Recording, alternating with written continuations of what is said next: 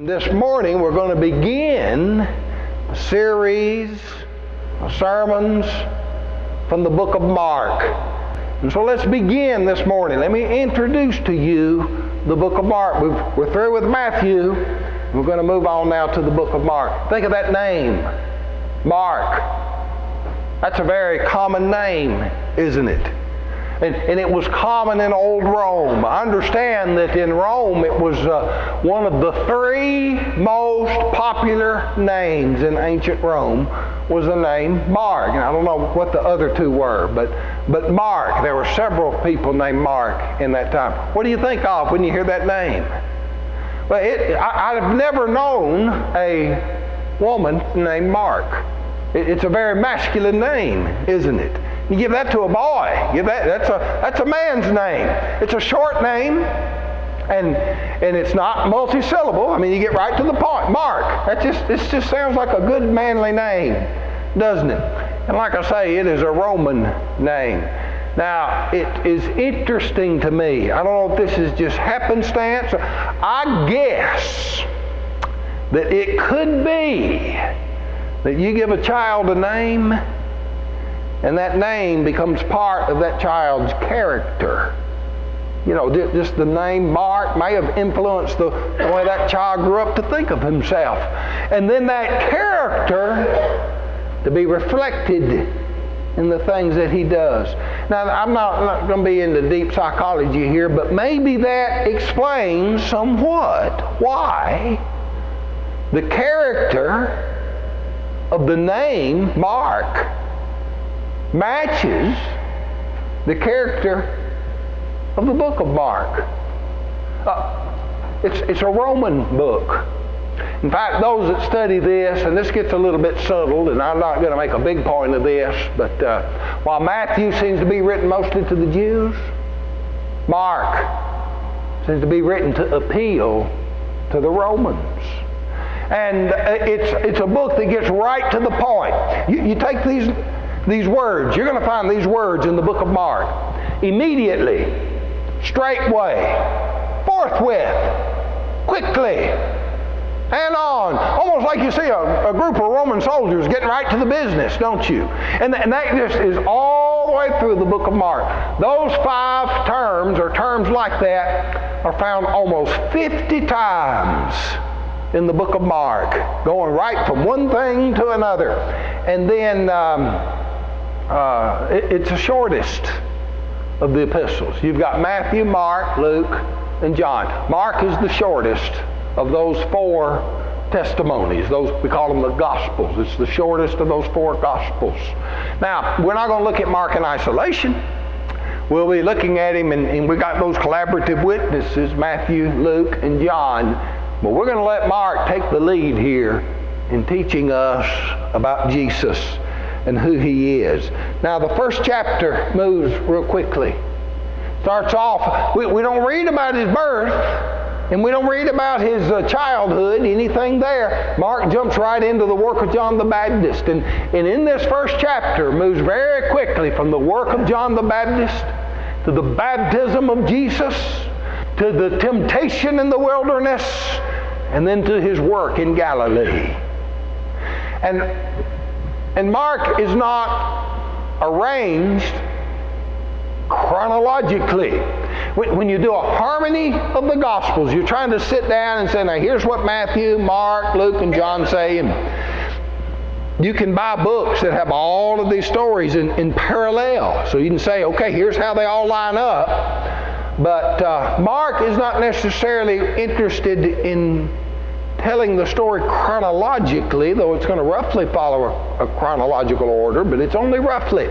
It's really more geographically arranged. Mark presents this story of, okay, here's what happens in Galilee. That's Mark 1 through 9. Here's what happened as Jesus went from Galilee down to Judea. That's Mark chapter 10. And now here's what happened in Judea. That's Mark 11 through 16. He's going to have Jesus showing up in Jerusalem on the first day of the week. And that is going to be the last week of Jesus' life, beginning in chapter 11, and so from 11 through 16. Those 6 chapters are going to cover 8 days of Jesus' life. There's so much concentrated in that last week that Jesus lived that it's been said Mark is the story of the crucifixion with a long introduction. And then Mark ends at the very end. Jesus ascends into heaven. So we're going to go from John in the wilderness to Galilee, down to Judea, in Jerusalem, and then Jesus into heaven. And that's just kind of how we follow the life of Christ through the book of Mark. Now we know it was more complicated than that from the other writings, but that's how Mark's going to present it that way, not necessarily chronological. Now, and so there it is. There's kind of an outline here on the PowerPoint, what we're going to find as we proceed through this book. Early in the book of Mark, we're going to see Jesus is very popular with the multitudes. They're coming out to see Him. And all through the book, now the multitudes aren't always going to be there, but all through this book, those who are going to be attracted to Jesus are the downhearted and the sick and the afflicted. It's the ones Matthew calls the poor in spirit. Blessed are the poor in spirit. And they're going to stick with Jesus all the way through to the end. And Mark has a lot to say about what Jesus did. It's not like Matthew, where we have the Sermon on the Mount. There's not going to be several chapters devoted to what Jesus said. Now, we're going to have some of His teachings in the book of Mark, but the emphasis is going to be on what Jesus did rather than what He said. And that's one of the reasons it's said to appeal to Romans. That's what Romans read. Romans were not sitting around thinking of things and learning. Romans were ones who want to do something. And so that's one of the reasons they say, this seems like this would appeal mostly to the Romans. But there's something else, as it talks about the miracles and signs and wonders that He did. And that is Satan and the demons. There's going to be a reference to Satan and the demons and the confrontation Christ has with them in the book of Mark about 10 times. We're going to read about that. It kind of gives Mark, as you read it, sort of an otherworldly background going on here. As though the things that are happening on earth, that's happening, but there's something else bigger than that going on that has to do with the spirit world. And the demons are trying to stop this from happening, but they can't stop Him. But there's another sinister evil taking place. It's very evident for all to see, and it'll come up early in the book. And that has to do with the Pharisees, and the Sadducees, and the Herodians, and the scribes, and the elders, and the chief priests, and the men of the council in Jerusalem. All those that are very involved, and many of them in the politics, but particularly in the religious scene among the Jews. And they're trying to stop Jesus. They're trying to trick Him up and undermine Him and do away with the authority and the power that He seems to have among the people until Jesus comes to Jerusalem. And then those are the ones that will convince the Roman authorities to put Him to death on a cross, and they'll carry Him out and bury Him. And as you read that, and you read how all His followers fled from Him and what happened, if that is all we had, it would look like a tragic story of what happens to Jesus. But it doesn't end there.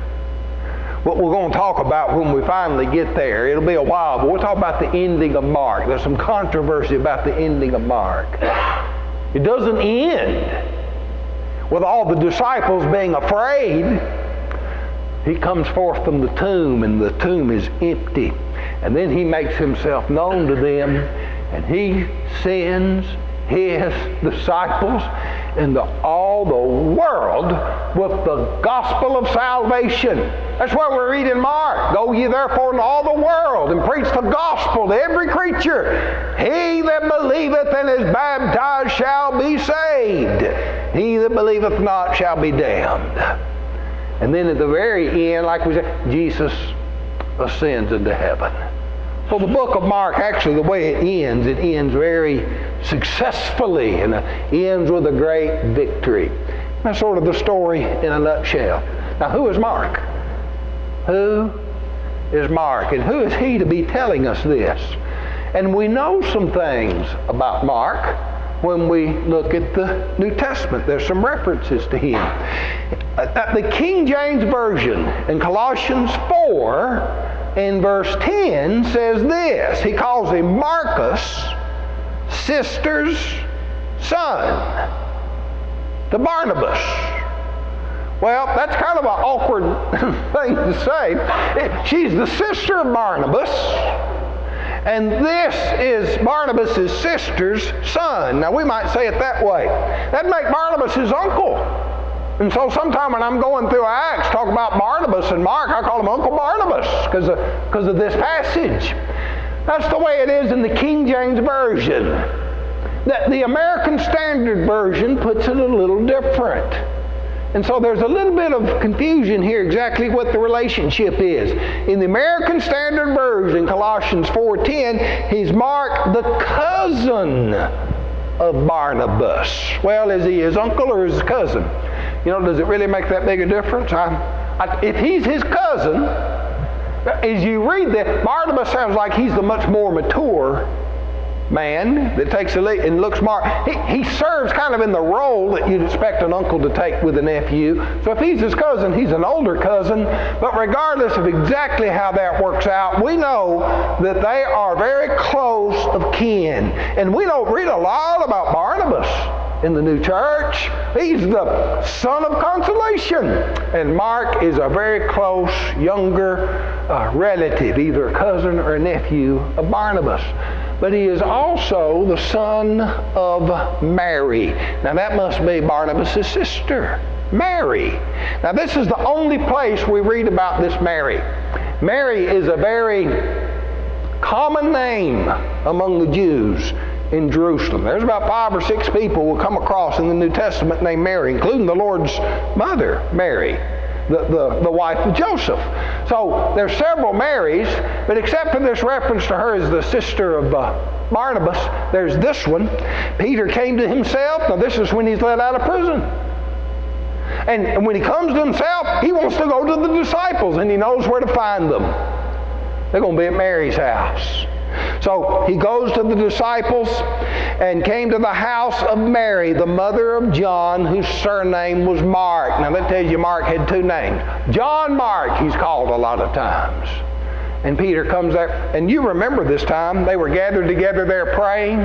Mary had opened her house up to the Christians as a place they could come and worship. They could come and pray. And this was a dangerous time. Remember, James had just been beheaded, and Peter was cast in prison. Mary said, "You can come pray at my house." So they come to Mary's house. But Mark is probably there when Peter shows up at the door, and Rhoda hears him and runs in and says, "Peter's outside the door." And they don't believe her. They say, "Oh, it must be his angel." But she insists he is there, and Peter comes in among them. You remember that story? Well, Paul and Barnabas are probably there too. They were in Jerusalem at that time, and they are there praying. It's Mary's house. Why would they call it Mary's house? Well, we're kind of making an inference here, but the idea that Mark's father's probably dead. He left all this to Mary. Otherwise, it'd be in Mark's father's house. But it's Mary's house. She's got the house now. And so maybe give us a little insight then into Mark and the relationship he has with his mother. All right, coming on. Barnabas and Saul return to Antioch. And when they do, when they go up from Jerusalem and return to Antioch, John, whose surname is Mark, he goes with them.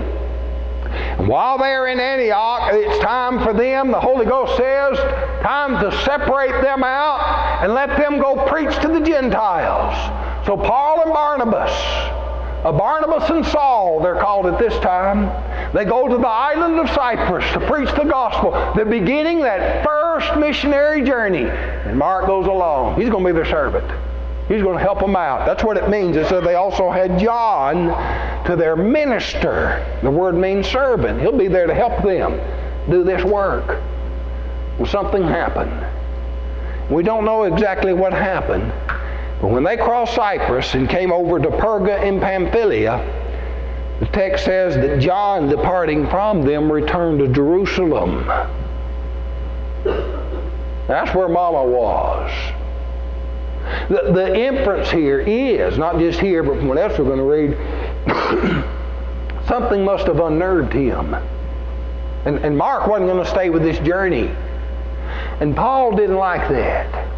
Paul thought, look, if you're going to sit out and do this, you don't come here and say you're going to serve us, then we have to take care of you. And so when Paul's getting ready to go on that next journey, in Acts chapter 15, Paul said to Barnabas, let us go again and visit our brethren in every city where we preach the Word of God and see how they do. And Barnabas determined to take with them John, whose surname was Mark. But Paul thought it not good to take him with them, who departed from them in Pamphylia and went not with them to the work. And here's a sad thing. The contention was so sharp between them that they departed asunder one from the other. Paul and Barnabas, of all people you can't get along with, you can't get along with Barnabas? Paul and Barnabas, the contention was sharp. Now they had two difference of opinions here. They weren't teaching different doctrine, but they had to go their separate ways. And then it says Barnabas took Mark and sailed to Cyprus. You might remember Barnabas was from Cyprus. So Barnabas is going into familiar territory, and Mark, come on with me. We'll go this way. This is where Paul takes Silas and begins his second missionary journey. And Mark drops out of the picture for a long time. We don't know what happened to Mark. But whatever Mark was doing, it must have been good. Later, Paul is going to be in prison in Rome. And he's going to write to the church at Colossae. And he has not met those brethren face to face. Now, several of them he has, but that church in general, he may never even been to Colossae. But when he writes that letter to the Colossians, he talks about Marcus, sister son to Barnabas, and says this, touching whom ye received commandments. See, Mark had been there. Mark had been through Colossae, and he's teaching them God's commandments, giving them the commandments. And Paul says, if he come to you, receive him. Now that's very complimentary. He's commending Mark for his work. At the same time, Paul writes a letter to Philemon, one of the members of the church there at Colossae. Here's what he says. Marcus, Aristarchus, Demas, Lucas. Now that's Luke. My fellow laborers. Well, now that's very complimentary of Mark. Paul said, Mark's a fellow laborer right along with Luke here. Mark must have been in Rome with Paul when Paul was in prison, and sending him back out to Colossae. And then we read in Paul's second imprisonment, and this is just before Paul is put to death. And you know Paul and Timothy had a close relationship. Timothy, come see me. Bring my coat. And come before winter. And then he says, take Mark and bring him with thee. He is profitable to me in the ministry. Isn't that good? How Paul really thought well of Mark in those latter years. Mark must have grown right up. And Paul commended him. And then we read this. Peter says in 1 Peter 5:13, the church that is at Babylon, elected together with you, salute you, as doth Marcus my son. You know, Paul would call Timothy his son. Sounds like Mark had that relationship with Peter that Paul had with Timothy. And Babylon. He's with Peter in Babylon. Now, where's Babylon? Well, that's a little bit of a trick. I'm not sure we know. Three ideas are offered about where Babylon is. One is it's Rome. It could have been Rome. Others say, no, that's Jerusalem. It's a code name for Jerusalem. And you know, they're out for Peter's head in Jerusalem, so he doesn't tell him he's Jerusalem. He just calls it Babylon, thinks he'll understand it. Maybe it was Babylon, way off to the east, that ancient city that it wasn't a very major city at that time. But maybe it's a code name, either for Rome or Jerusalem. Wherever it is, Mark is with Peter. And when you read the writings of those after the New Testament period, the tradition is that Peter was with Mark when Mark wrote the Gospel of Mark. Now let me show you this. If that could be. I'll back up a little bit. Yeah, you've noticed this, haven't you? You read Matthew and Mark and Luke, and for somewhat John, not as much with John, but particularly Matthew, Mark, and Luke, a lot of time they tell the story the same way. You read the same story, it sounds almost like I seem like I read that story. Look over and it's much the same way, but they're not exact. There's little differences. As you read Matthew, Mark, and Luke, there's little differences in the story. Now, none of the differences are contradictions. There's enough difference in the stories they tell to show they're independent accounts. Some say, well, they must have been copying each other to get so close together like that. But it doesn't mean they're copying each other. And let me describe how this is. Early on, none of this was written down. And it was those that had seen Jesus do these things were telling the story. Now, you know how you tell a story. There's a good way to tell a story. And when someone tells a story real good, you want to tell it just that way. And so someone else tells a story, and they'll use some of the same words and expression telling the story, their story that they heard someone else tell. And someone else will tell it that way. You ever heard someone say they can't tell a joke?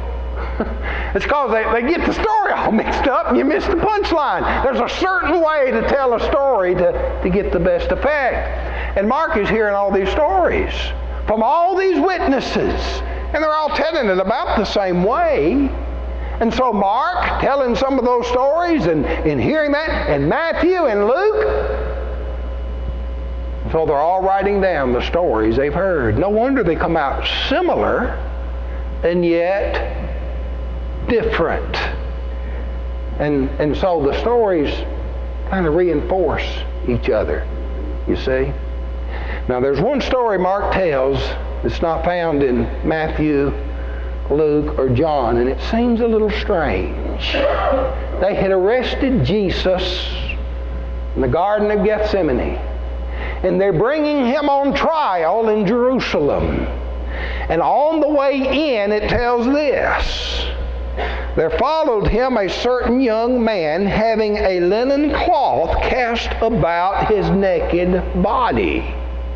And the young man laid hold on him, and he left the linen cloth and fled from them naked. Well, what's this with the story of the naked man in the middle of this arrest and trial of Jesus? Well, it's described like this. The young man had probably retired for the night and was wrapped up in his blanket. That's that linen cloth. And as the mob is coming by the house, wherever Mark is, wherever the young man is, and it's generally believed this young man is Mark himself, the crowd, that mob's going by, and he hears this, and maybe he looks out and he sees they've got Jesus, and he wraps that cloth around him and steps out. And that mob is so vicious. They see this vulnerable young man like that, and they grab that.